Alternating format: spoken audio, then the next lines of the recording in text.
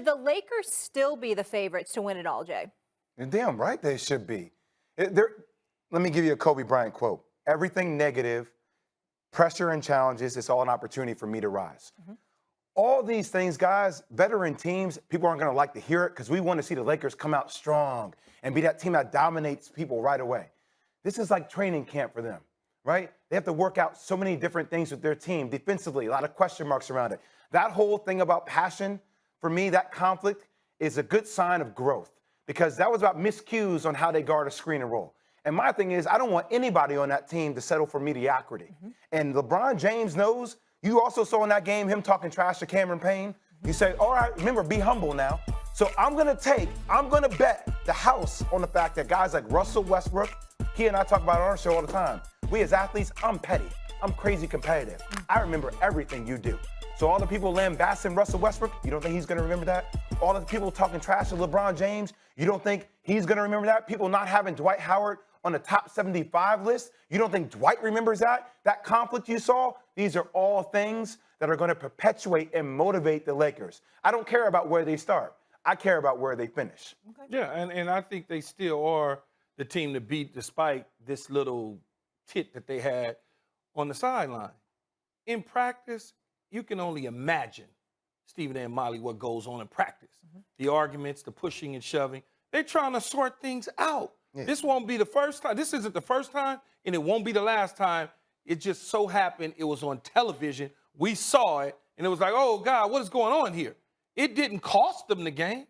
It didn't cost them their season. But why was Magic so bothered by it then? Well, because Magic's been in a situation, like you said, for 42 years. He's never seen that. They handled their confrontation differently when he played. I've seen a lot of confrontation like that. I mean, I've seen a lot of people go at it. I've worked out with Kobe. I've seen Kobe try to fight. I've seen Michael Jordan try to fight people. That's not the biggest reason. If they were not to advance, that wouldn't be the biggest reason. It would be because their age, they're breaking down, they're not playing defense. That would be the problem, Stephen A. Let me say this. First of all, the argument was nothing. It was much ado about nothing. And if you look at Dwight Howard, when Dwight Howard was going back at him, because NBA TV showed the complete footage, and AD had chased D. Howard down and confronted him. All Dwight Howard was saying to him was not on camera, not in public. If you look at him and you watch him, he's like, not here. Yeah, being a veteran. In other words, he's like, not here. That's all he was saying. He wasn't having a problem with Anthony Davis, what Anthony Davis was saying. He's saying, you don't come at me like that with the cameras rolling in front of everybody. That's all Dwight Howard was saying. That's number one. Number two, let me say this to you. It wasn't a big deal, but what I'm seeing from the Lakers is a big deal only in this respect. It ain't about Russell Westbrook and questioning him. This brother's a walking triple-double. He's a future Hall of Famer. He made it on my top 75 list. Of course, LeBron did. Of course, AD did. Of course, Carmelo Anthony did. Dwight Howard, no, he'll be my top 100. He wasn't my top 75. That's a subject for another day. But let me tell you something right now. My reservations about the Lakers is my reservations about everybody. I am willing to sit here in front of y'all right now, and I'm telling you right now, the Golden State Warriors might win it all. And I'm telling you this, and let me say, I'm getting to a point where I'm using my imagination, imagining Klay Thompson comes back. Of course, I'm not talking about as presently constructed. Klay Thompson comes back. Wiseman comes back. All right, what I've seen from Jordan Poole, Andrew Wiggins, Damian Lee, Kuminga coming back. You know, they're not coming. You know, he's the first round pick, number 7 overall. I'm looking at this squad, their ability to hit shots and free throws. And I'm telling you right now, if Klay Thompson and brothers come back healthy, the only thing that will have any chance of stopping them is Kyrie Irving returning to Brooklyn to join Harden and KD. There is no one else, including the Lakers, that will be able to knock off the Golden State Warriors. See, I'll push back on you. That's where I'm at with that. And not as a Laker fan, but merely as a basketball fan. Because this is a new team and a new nucleus coming together. You've got to give them an opportunity to gel. We just assume Klay Thompson's going to come back as Klay Thompson. Right. This brother's had 2 different surgeries over the last couple of years. I want to respond to that, but let me say this to you. A couple of things that you need to pay attention to that I'm bringing up. Number one, I'm assuming the Lakers are going to get it together because I believe in any team led by LeBron James, they eventually will be ready, so long as they're healthy. They eventually will be ready come Absolutely. playoff time. And I believe in Russell Westbrook. I think he gets a bad rap, people calling him selfish or whatever. He might need to make better decisions, but he definitely needs to improve his perimeter shot because they dare him to shoot sometimes. That's problematic for them. And him and LeBron James have both struggled to shoot 70% from the free throw line in the last 3 years. People have ignored that. You got to make free throws come playoff time. That's one element. And number two, it's important, Jay, because you know you're going to get to the line. The game slows down. Defenses get back. More fouls are called. You're going to have to make free throws. We know Golden State ain't missing them. But these guys, they might miss them. Number two, and more importantly, remember when you bring up Klay Thompson's key? Yes. If it's Russell Westbrook and he has that kind of injury, it's a disaster. Because his success, is predicated on his athleticism. But he still got to play Klay defense. Thompson, though. yeah, Klay Thompson. But Klay got to shoot. still, but he still got to play defense. Time out. Klay's success is based off his athleticism too now. Defensively. Don't sleep on his athleticism. I'm not. I'm Klay talking about Thompson the is one of the most athletic dudes here. Yeah, but I'm just talking about he's such a pure shooter is what I'm saying. Agreed. So you He's see not him as gonna the lose pure. his shot. He's not going to lose his shot. Is No. what I'm saying. No, Okay, he shot, probably won't. but he was His shot. also one of their biggest clampdown defenders when I it agree came with to that. clutch moments. I agree with and that. my thing is, when you have you haven't played basketball in 2 years. If you were to sit here and say next year, I'm like, okay, I hear you on that next year because I actually want to see Klay play for a significant amount of time, not get injured, find his rhythm. I think it's a lot to put on Klay Thompson coming back this year. Left knee, torn ACL. Twice. Comes back twice, comes back off that. Torn Achilles in the right leg. That's compensation. First and foremost, it says they can win games now when LeBron sits. That wasn't a luxury they had the last 2 years. And why does that matter? Well, look at last year. They came out of the 7-hole, and you're not doing that in the West. You're not winning 3 straight road series in the Western Conference because in one of those, you would lose the first 2 games. And you're not coming back and win 4 out of 5 in that situation. You're just not statistically. So now you can win games when LeBron sits, and that's the main benefit of Russell Westbrook right now. The question still is going to be, though, how do you allow him to retain more of who he is as a player, playing with LeBron James? And there's only one solution. Stagger minutes as much as you possibly can. And I know it's hard for Russ to ever accept coming off the bench, and we talked about that here before. I'm saying the first 6 minutes of the game are garbage anyway. All that is 10 dudes agreeing, hey, can we all get a shot up and get a sweat going? Because nothing happens. And it's 6 minutes of wasted time out there with LeBron. But look, he's going to stay a starter.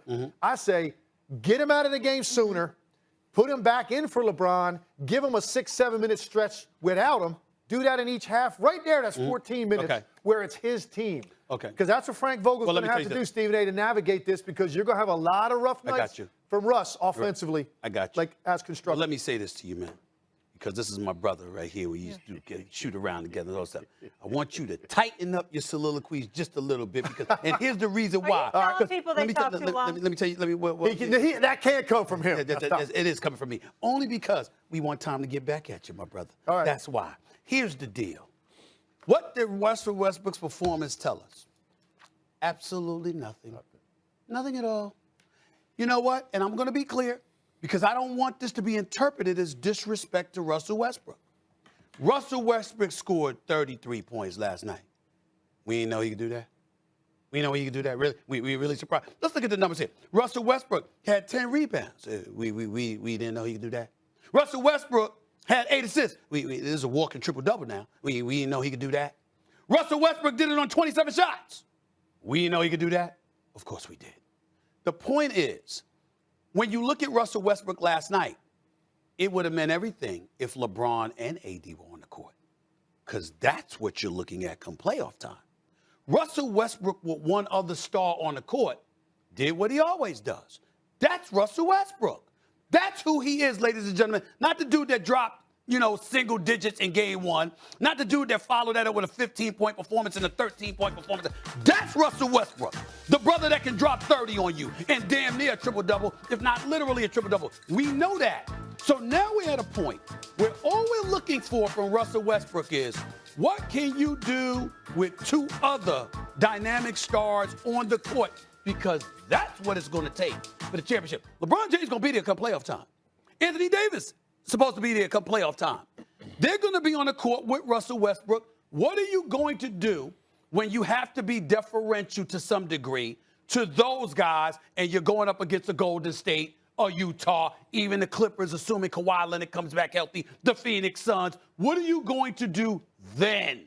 Until I see that, All I saw was Russell Westbrook being Russell Westbrook. But That's you what I meant. kind of glossed over what Tim said in terms of having that depth. So LeBron can rest, Right. and they can get a better seed. Yeah, but my point, Molly, is this. All I'm saying is that you have to see Russell Westbrook with a fully loaded squad do that so you know that he fits in with who you're going to have on the court. Or maybe not. I don't think he'll have nights like that with those two guys. Yeah, that's right. That's why I brought it up. That's why I said it meant nothing. You got to see it when they're on the court with them. Go ahead, Swaggle. It's just what he's willing to do.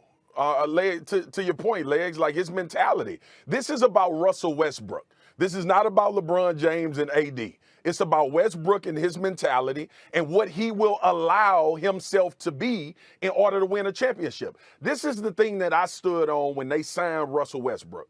I said Russell Westbrook in no way is going to sign with the Los Angeles Lakers without a diminished role in what he's been used to in his career, because he cannot win a championship being Russell Westbrook. Yeah. As you just pointed out, Stephen A. So I lean where you are, Legs. If we are going to diminish the fact of coming off the bench for Russell Westbrook and say he can't thrive in that way, it's going to have to be a responsibility to LeBron James and AD, and Russell Westbrook is going to have to identify that first the offense runs between these two guys, and I have to find my way. And that's difficult when you've been who he is for his entire career. And remember this, he's played with two superstars already in his career. Now, granted, they were young. Between him, KD, and James Harden, they wasn't the established guys that they are now, but they all knew each other's talent. And they all had to try to figure out, how do we do this together in order to try to have success?